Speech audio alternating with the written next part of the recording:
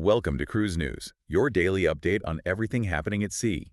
Visit cruisenews.io to see today's stories and sign up for email alerts.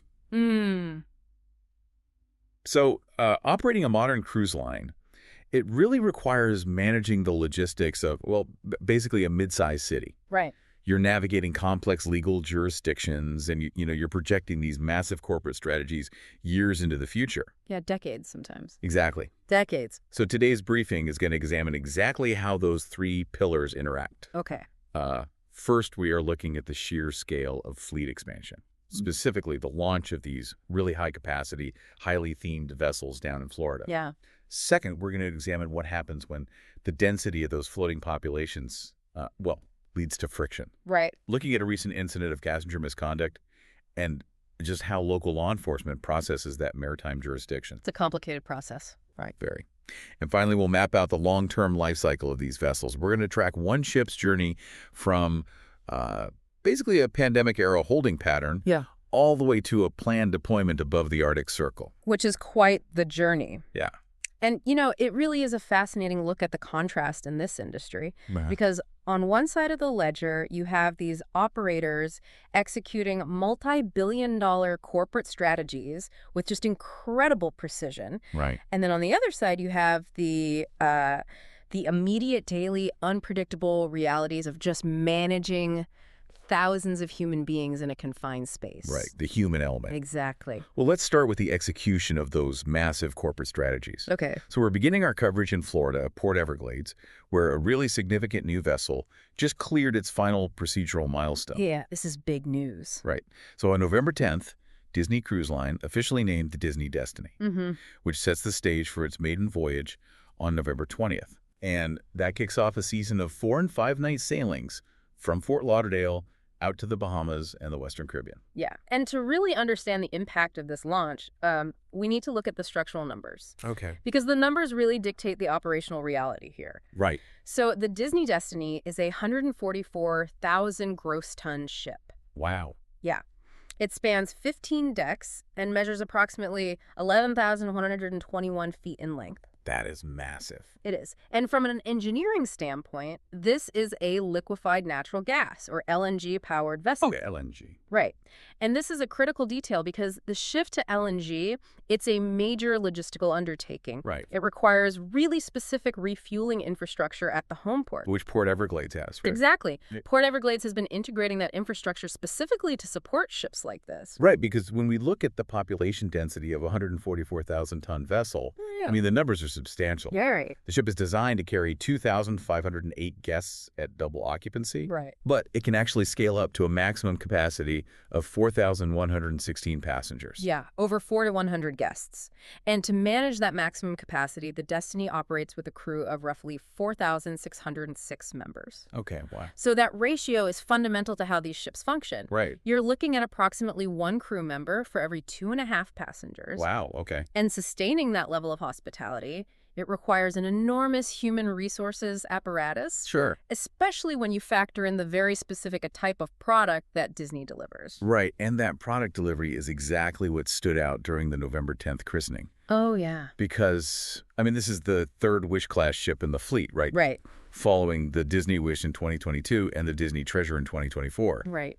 But looking at the execution of this christening event, it really did not look like a traditional maritime launch. No, not at all. I mean, with the advanced concert staging and the drone effects, and they had these complex projections mapped right onto the hull of the ship. Yeah. It looked much more like a major entertainment premiere. Well, and that's because from a corporate perspective, it really is an entertainment premiere. Oh, okay. The musical programming at the christening featured a live band and 12 vocalists. Wow. And they were performing these pop rock arrangements of major intellectual properties. Like what?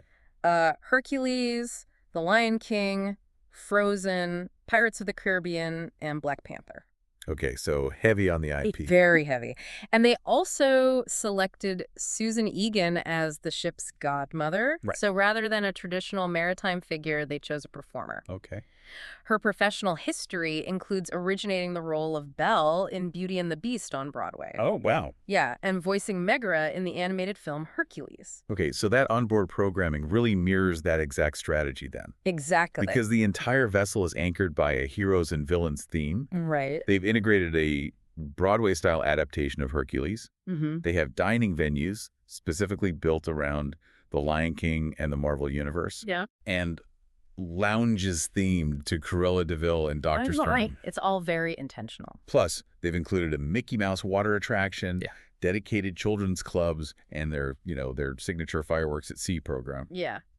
And when we evaluate that level of thematic integration, we really have to look at the personnel behind it. Okay. So Joe Schott, who is the president of Disney's Signature Experiences, he specifically credited Disney Imagineers for spending years developing the ship. The Imagineers, right. Right, which tells us that the design process leans very heavily on theme park engineering principles. That makes sense. And Josh D'Amaro, the chairman of Disney Experiences, he stated that these vessels become brand ambassadors that travel the globe. Brand ambassadors, okay. Yeah, that is the underlying mechanism here. These ships aren't just transportation. Right. They are constructed to operate as mobile, immersive extensions of the corporate brand itself. And they're extending that brand reach directly into the local communities too, right? They are, yeah. Because alongside the debut, the company rolled out the Discover Your Destiny Arts Initiative. This is a classroom program for students in Florida and the Bahamas. Right. And it's designed to introduce them to careers in theater and entertainment. Oh, that's great. Yeah, through direct sessions with the cruise line's creative professionals. Yeah. And it builds on their established presence at Port Everglades, which it served as a year-round home port since their dedicated terminal opened there back in November 2023. Right. And we really have to view the Destiny as just one piece of a highly aggressive long-term expansion strategy. Because they're growing fast. The capitalization and fleet growth over the next few years is massive. Wow. So in March 2026, the Disney Adventure will begin home port operations in Singapore. Okay. In 2027, they expect to deliver a fourth Wish-class ship. Another one, okay. Yeah. And by 2029, they're introducing an entirely new class of ships. Wow. And launching operations in Japan under an agreement with Oriental Landico. So the stated corporate goal is to operate a fleet of 13 ships by late 2030. 13 ships. That's a huge operation. It is. But, scaling up to 13 ships and capacities of over 4,000 passengers per vessel, that brings us to the second part of today's briefing. Right. Because operating floating cities, it inevitably means managing human behavior. Yeah. And conflict. Yes, it does. So we are transitioning now to another major Florida maritime hub, Port Canaveral, where a recent itinerary concluded with immediate law enforcement intervention. Yeah, and we're just going to look at the facts of this incident as they've been officially reported. Right. So the incident took place on Saturday, August 15th, 2026. Good. Two passengers from Ohio, 29-year-old Gannon Jaycox and 28-year-old Brooklyn Hicks. Okay. They were arrested after allegedly forcing their way into another guest's cabin. Wow. Yeah. And they were booked into the Brevard County Jail on a series of felony and misdemeanor charges. So reviewing the verified facts provided by Brevard County Sheriff Wayne Ivey, the catalyst for the physical encounter was actually a noise complaint. The two individuals had been drinking and were arguing loudly. Right. And the situation escalated when a passenger from another cabin asked them to quiet down. Right. And based on the arrest affidavit, Hicks went to confront the passenger who made the request. Okay. The records indicate that Jaycox followed Hicks, recorded the encounter on his phone, and verbally encouraged Hicks to attack the guests. That's intense. It is. The two suspects then pushed their way into the victim Ree's room. Right, they breached the cabin. Exactly. And law enforcement explicitly noted in the report that the cabin was occupied by two adults and one 9-year-old child at the time of the breach. A 9-year-old child, wow. Yeah. And the law enforcement reports document the physical outcome of that breach. They do. Jaycox allegedly struck all three occupants during the altercation. Hicks threw punches and struck at least one victim. Now, authorities confirmed that none of the three victims were seriously injured, thankfully. Yeah. Jaycox did suffer an injury to his right eye, though investigators, they haven't yet determined if that injury resulted from a victim defending themselves or if it came from Hicks during the fight. Right, that's still unclear. But the resulting charges, they really reflect the legal severity of breaching a passenger cabin. Absolutely. Particularly with a minor present. Right. So Hicks was booked into the Brevard County Jail at 1:41 p.m. She faces a felony charge of burglary with battery and a misdemeanor battery charge. And her bond. Her total bond was set at $6,000. Okay. Now, Jay Cox was booked several hours later at 7:55 p.m. Right. He faces multiple allegations. Felony burglary with assault or battery, felony child abuse without great bodily harm, and a misdemeanor battery charge. Okay, those are serious. Very serious. His combined bonds total $31,000. Wow. And following their arrests, attorneys listed for both individuals did not immediately respond to requests for comment, and both remain in custody. You know, I want to look closely at the public record regarding this incident, because there is a highly specific detail missing from the sheriff's report. The Brevard County Sheriff Office did not identify the cruise line. Right. Nor did they name the specific vessel where this assault took place. That's correct. But we know from Port Canaveral's public logs that 4 ships were in port that Saturday. Yeah. Royal Caribbean's Adventure of the Seas, Disney's Disney Treasure, and Carnival Rose's Mardi Gras and Carnival Freedom. Right. All 4 departed that evening on schedule. So how does the specific identity of the vessel remain undisclosed when the port's daily log is entirely public? Well, it really comes down to how local law enforcement processes jurisdictional data. Right. When deputies respond to an incident upon a ship's return to a Florida port, their primary mandate is enforcing state law regarding the individuals involved. The individuals. Right. So in drafting the arrest affidavit, the corporate entity, the cruise line, and the specific vessel, they are effectively treated just as the physical address of the crime scene. Oh, I see. So unless the ship's property was severely damaged, or the crew's internal security protocols are directly under criminal investigation, the name of the vessel is often omitted from those initial public summaries provided by the sheriff's office. Okay, so the authorities are focused on the jurisdiction of the individuals rather than the corporate entity involved. Precisely.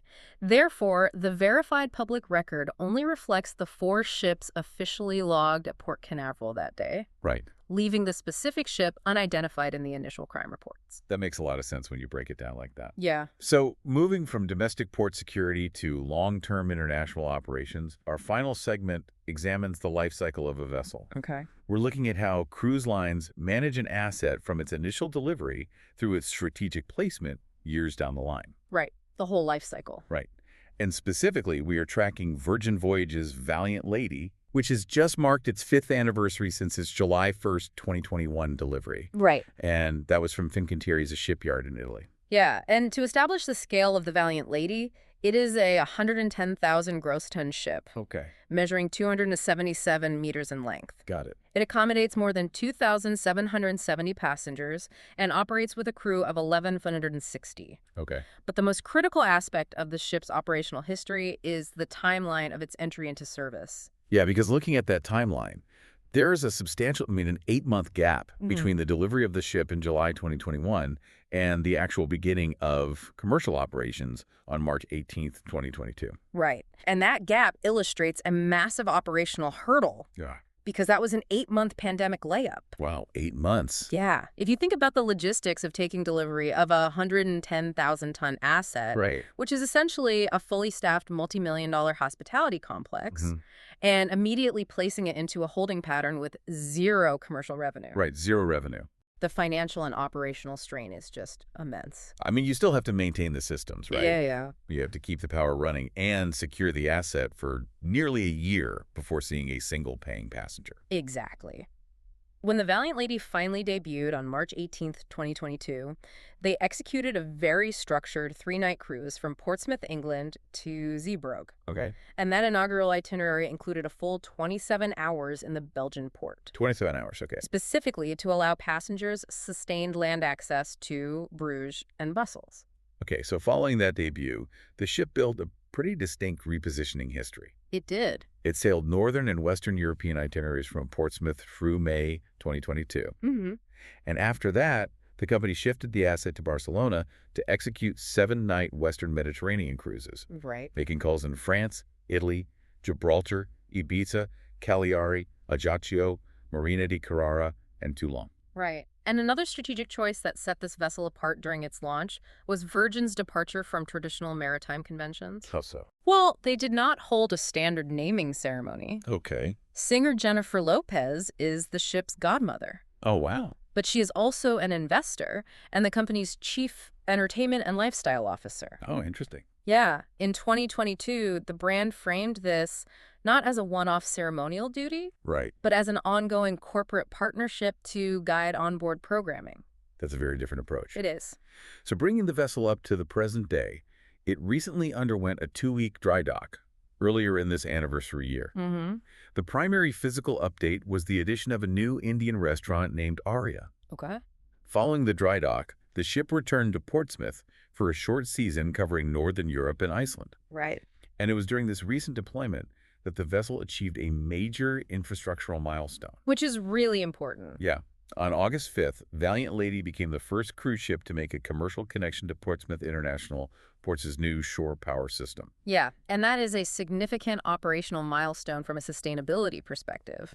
Because shore power, which is often referred to as cold ironing. Cold ironing, okay. Right. It allows a vessel to shut down its internal diesel engines while docked and plugged directly into the local municipal grid. So rather than burning fuel just to keep the lights and climate control running while in port, they are drawing power from the city. Correct.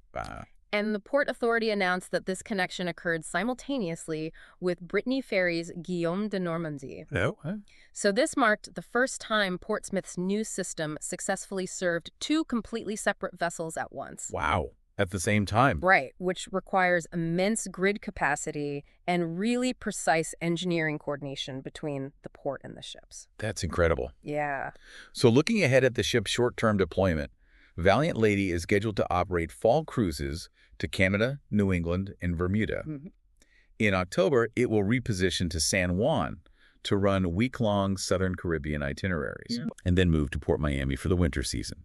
But the company has just announced a major strategic shift for the summer of 2028. They have. Virgin Voyages is assigning Valiant Lady to its first Scandinavia and Baltic program in 2028. Wow, okay. Yeah, this is a major geographic pivot. It introduces Amsterdam as a new home port for the brand. Amsterdam. And the schedule includes 4 departures ranging from 7 to 12 nights, and those are bookended by 2 10-night open-jaw cruises sailing between Barcelona and Amsterdam. The logistics required to map those routes out years in advance are just highly specific. Oh, very. The program starts on July 9th, 2028, with the repositioning itinerary from Barcelona to Amsterdam, calling at Casablanca, Lisbon, La Coruña, and Cherbourg. Right. The dedicated Amsterdam series then kicks off on July 19th with a 12-night sailing that covers Oslo, Copenhagen, Gdansk, Stockholm, Berlin, and Aarhus. Yeah, and subsequent departures push the vessel much further north. Really? Yeah, visiting the Norwegian fjords, Hamburg, and several destinations situated above the Arctic Circle. The Arctic Circle. Wow. Yeah. Nirmal Zavarimutu, the CEO of Virgin Voyages, he provided the corporate context for this move. Okay. He stated that Northern Europe felt like the, quote, right next step for the brand. Okay. Specifically citing the appeal of the region's fjords, the Baltic capitals, and the midnight sun as the primary drivers for moving the asset into cooler climates. Wow. And the summer series concludes with an 11-night itinerary beginning August 14th, 2028. That route includes calls in Tromsø, Honningsvåg, Trondheim, Åndalsnes, and Olden. Right. And features an official Arctic Circle crossing. Which is a huge selling point. Huge. After that, the vessel executes a return sailing to Barcelona departing August 25th. Yeah. Altering the original repositioning route by substituting Tangier for Casablanca. Right. And for passengers looking to string these routes together, Virgin is actually packaging the 4 Amsterdam itineraries into a 2028 summer season pass. Reservations for these sailings are set to open on August 14th, 2026. Yeah, and when you look at all of today's stories together, it really raises a complex question about the future of maritime infrastructure. How so? Well, we have operators launching massive LNG-powered vessels that are heavily integrated with global intellectual property. Right, like the Disney Destiny. Exactly. We have long-term deployment strategies pushing these multi-billion-dollar assets from Caribbean home ports all the way up to the Arctic Circle. Right. But as these vessels essentially become sovereign floating cities with their own power grids and populations exceeding 4,000 people, the pressure won't just be on the cruise lines. Okay. The real challenge will be how international maritime law and local port authorities evolve to handle the sheer logistical, environmental, and jurisdictional weight of managing them. Thanks for listening to Cruise News. Visit cruisenews.io to catch up on the latest updates and sign up for free email alerts.